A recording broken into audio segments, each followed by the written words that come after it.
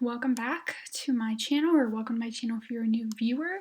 Today is the 4th of June, and my paycheck for my full-time job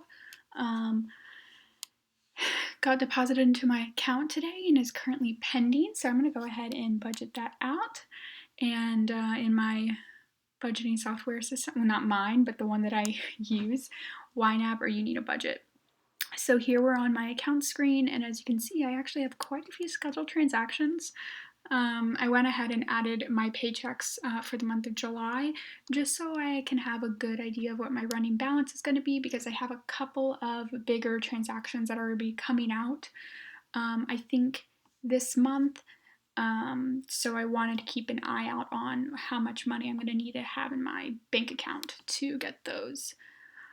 To have enough funds for that. So what I'm going to do is I'm going to go ahead and have this 605 paycheck. I'm going to change the date to today, since it does show up in my bank account one day early. And then I'm going to correct the inflow, because it was $1,448.27. So I'm going to go ahead to my budget and budget this out. So what you'll see here is I do already have everything budgeted for June except my savings categories, and we'll get back to those.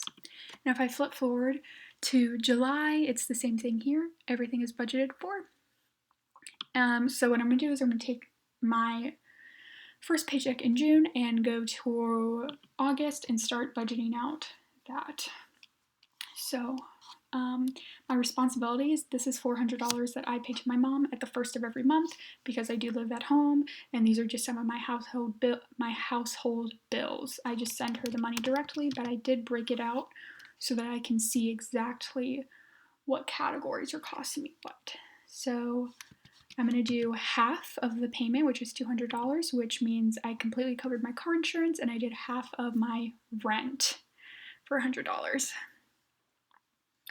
I'm going to cover subscriptions with the next paycheck. So next I will be putting $40 into gas. I aim to put $80 a month into my gas category, although I have not bought gas since March 1st, so I might need to readjust that. But for now, I'm going to put half of my gas payment into that line item. In dining out, I'm going to do $25. In fun, I'm going to be doing half of the goal, so only $10, and then I'll finish that up next paycheck. And then coming down to personal, I'll be doing $10 in personal. Also in my sinking funds, I'm going to do half of gifts, so I try to put $100 a month into my gifts category. So I'll take care of half of that. And then I'll also completely take care of my sinking fund for my sister's wedding. She is getting married in March of 2021, and I'm a bridesmaid. So I've been putting aside $55, I think since like I think she got engaged in August. So I think since like September of 2019, I've been putting aside $55 for the most part. It might have been a little bit less earlier on, but either way, I'm aiming to have $1,000 by March of 2021, and as of now, I'll have a little bit over $1,000. I think I'll have like $1,100 by then if I keep putting $55 in a month, so that's great. And $500 of that is for like my expenses, like my dress and like the bachelorette party and stuff, and the other $500 is a wedding gift for her, like a wedding honeymoon gift. So I'm really excited to see that grow. And then finally, in my sinking funds, I will be putting $50 into, oh wait, I have to do $50 to my dad. So my dad is retired, and I try to put aside money for him every month in case something happens where he needs, some support. I can help him with that. So $50 for that, and then finally $50 for car maintenance. So the things that I have left to do in August with the next paycheck is my $20 for my birthday, $50 for clothing, I'm going to need to do $50 for other, $20 for giving, $10 for fun, $40 for gas. I need to take care of my subscriptions, and then I'll need to do the last $200 here. So it says currently I have $490 budgeted in August, so from my next paycheck it should be another $490 or $500 from that paycheck as well to finish out August. But as you can see, I still do have some money left over. So once I take care of the first half of the obligations for August, I go back to June and I put all of this money into June's kind of goals or savings. So the first thing I'm going to do is open up my Lannister Always Pays category, which is where I house all of my student loans, which I now only have one left. And I'm going to put $350 from this paycheck towards that. I now have just under $4,000 in there, and I only have $5,100 on the loan, so I am so close. By the second paycheck of July, I will have all of the money set aside to pay off that federal loan.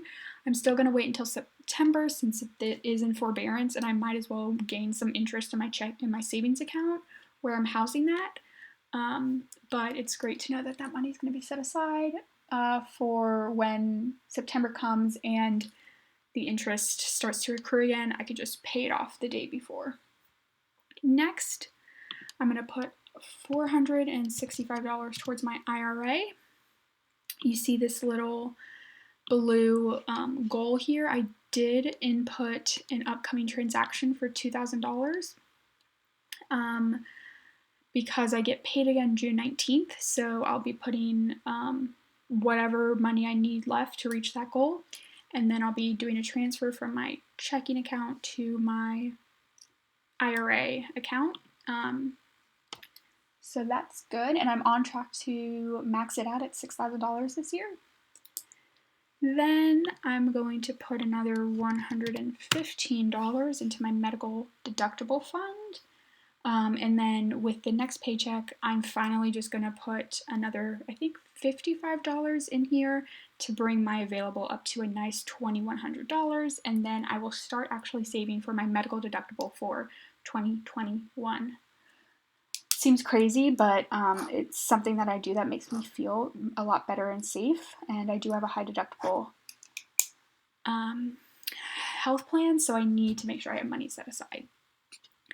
Now, with this 2080 or 2827, I'm going to go ahead and start budgeting a little bit of money towards my emergency fund. If you've watched my videos for a while, you know I'm not seriously putting a lot of money towards my emergency fund. That's just because I have the $2,000 emergency fund, I have a $1,200 car emergency fund, I have a $2,000 medical emergency fund. Like, I feel pretty good, but I do want to try to maybe put $100 a month towards my more generic emergency fund, because eventually that's going to become my income replacement fund. Since I do live at home and I don't really have a lot of bills, I don't really have I'm not in any hurry to come up with like a 6 months or 3 month conventional income replacement fund, because if I did lose my job right now, I could just stop paying pretty much everything, and I have enough in other categories where I could take care of any expenses that came up. But I do want to make sure that I'm taking this time to still save up so that by the time I'm ready to move out, I already have an emergency fund set, because once I do move out and I separate more from my mom, obviously if I did lose my job then it would be a big issue.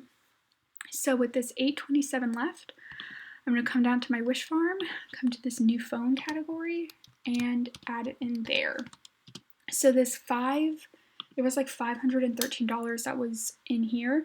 That was from a category that I had from, it was like money that I received for my birthday. I received like $350 for my birthday, I think, and then I had like another like $125 that I myself had saved specifically for my birthday. And my birthday was in May, and I didn't really know what I was going to spend that money on, so I just had it in a holding category.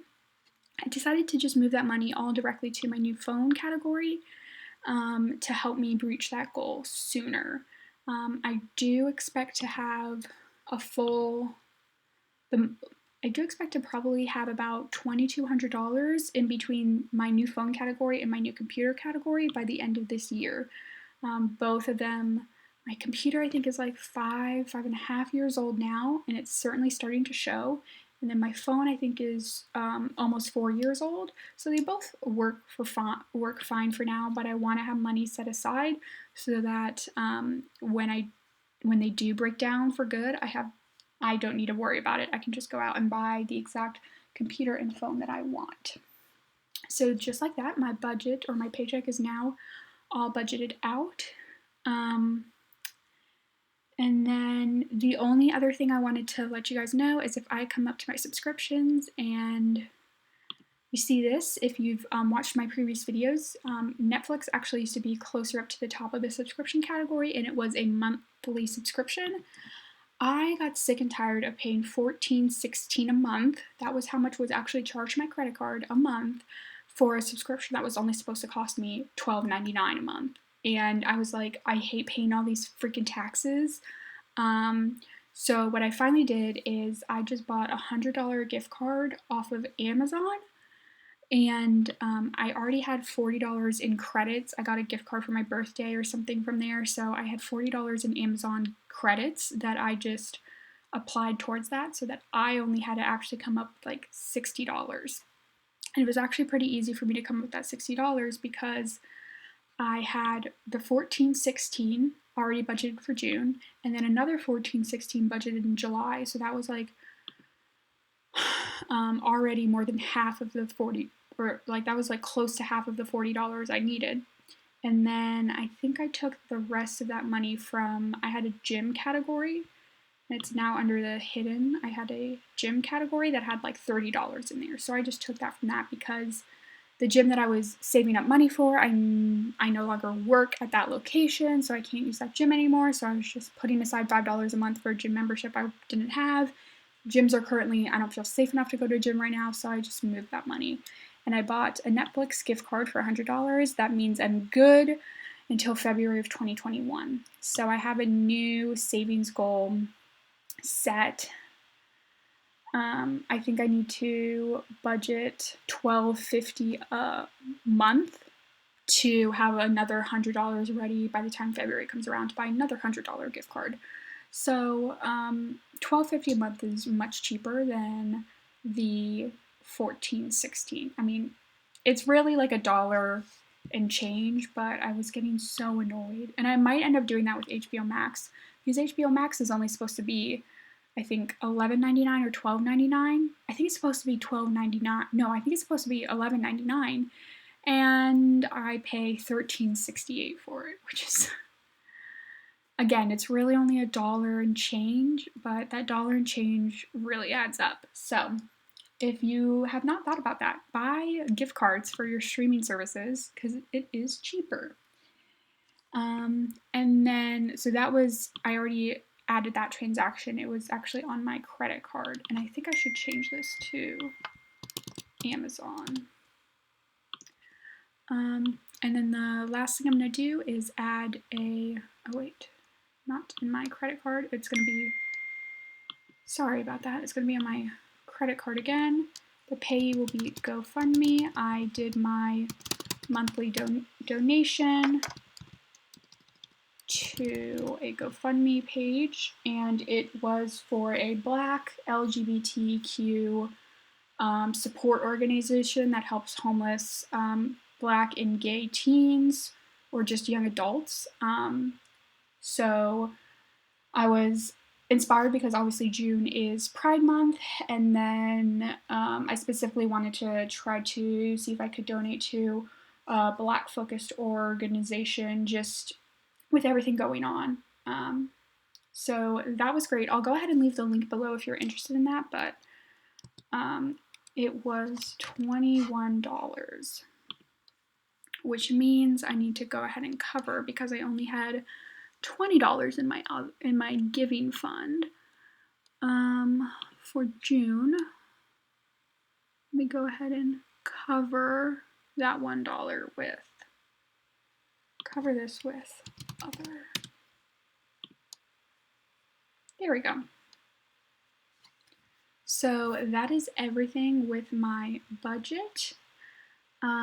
Make sure that you guys check out my last video. I went over May and then did my budget overview of June. I also did a net worth update and a couple of other things. And then next week, be on the lookout, I will be posting my YNAB tips and trick part 2 video, and that's going to be going over the accounts and transaction side of things, a couple of things that I'd like to point out for you to use in your budget if you haven't seen them before.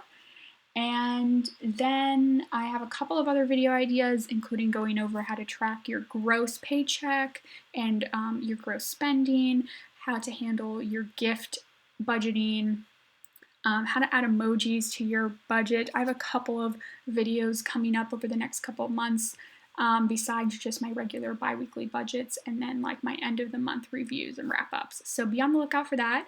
Subscribe to my channel, and then you can also follow me on Instagram at Zennial Finance. That's Zennial Finance. I'll leave my username down below as well that you can look at. So I hope you guys are staying safe and healthy, and that if you have either the time or the money, you're donating.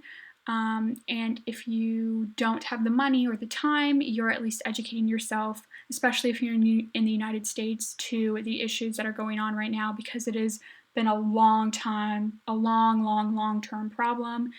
And I hate the reason why it happened, but I'm so happy that more people are learning about it and educating themselves, and we can highlight the police brutality issue in America faced by Black and brown people. So I hope you guys, like I said, are staying safe and healthy otherwise, and thank you guys for watching my video.